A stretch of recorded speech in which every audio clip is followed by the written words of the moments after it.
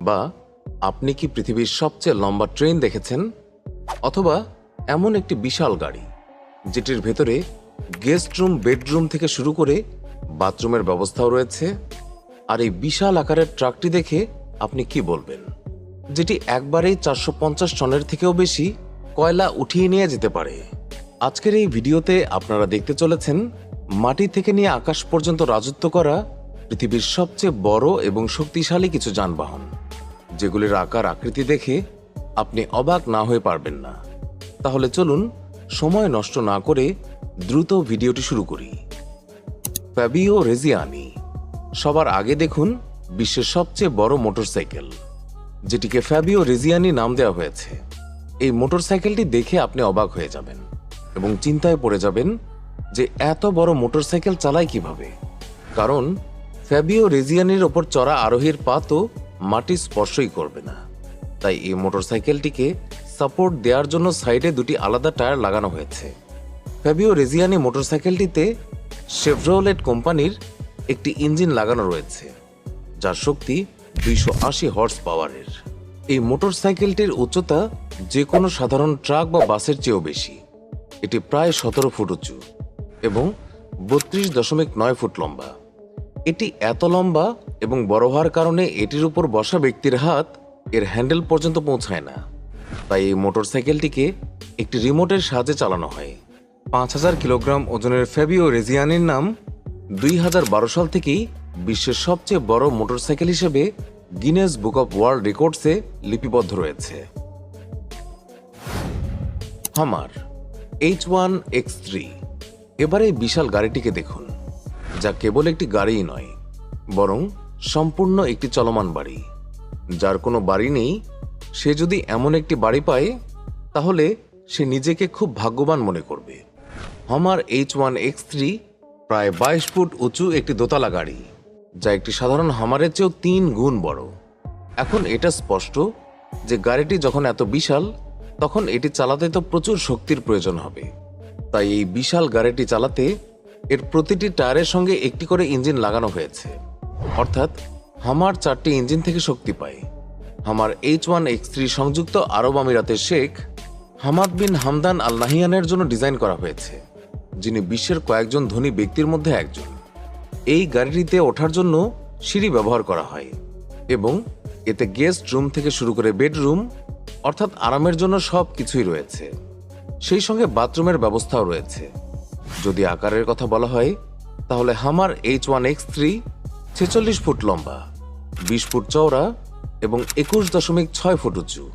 হামার H1X3 একটি American army ট্রাকের ফ্রেমের ওপর তৈরি করা হয়েছে এবং এটি একটি স্পেশাল গাড়ি, যা বিশেষভাবে শেখ সাহেবের জন্য ডিজাইন করা হয়েছে।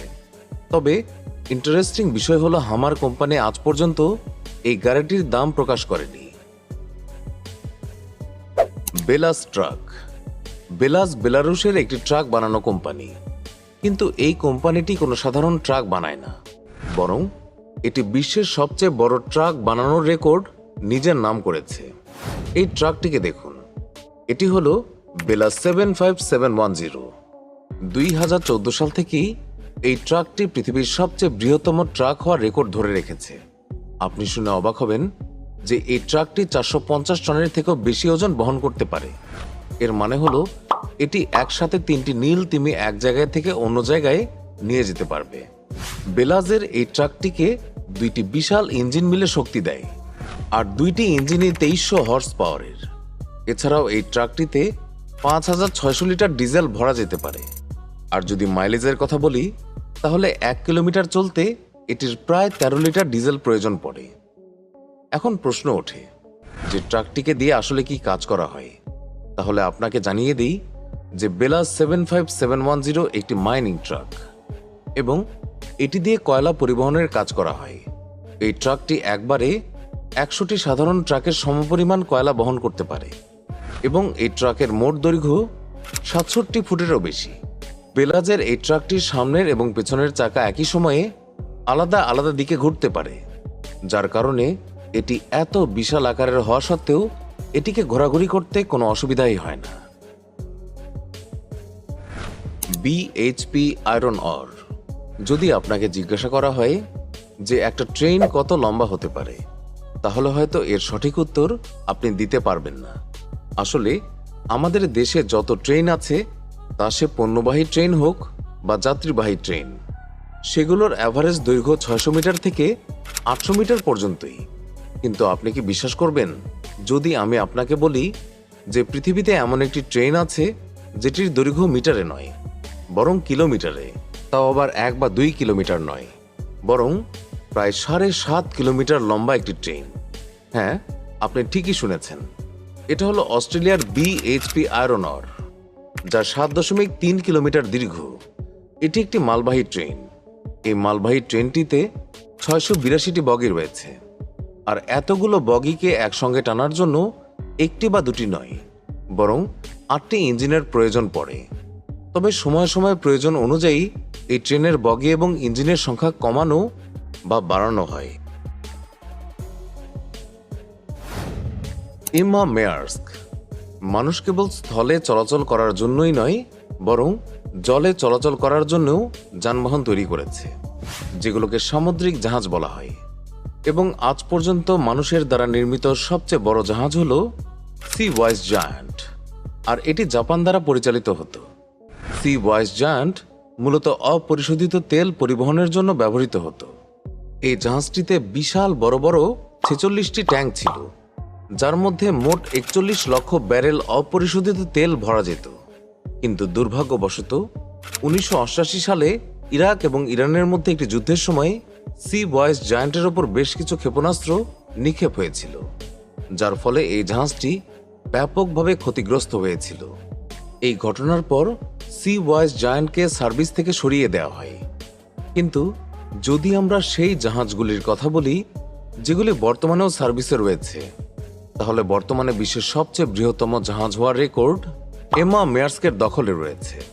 এটিও একটি পণ্যবাহী জাহাজ, 1300 ফুট লম্বা এবং 1.5 লক্ষ টন ভারী। এই জাহাজটি ডেনমার্কের একটি কোম্পানি নির্মাণ করেছে, আর এটি ইউরোপ এবং আমেরিকার মাঝখানে বিভিন্ন ধরনের পণ্য পরিবহন করে। অ্যান্টনভ AN-225 মৃয়া।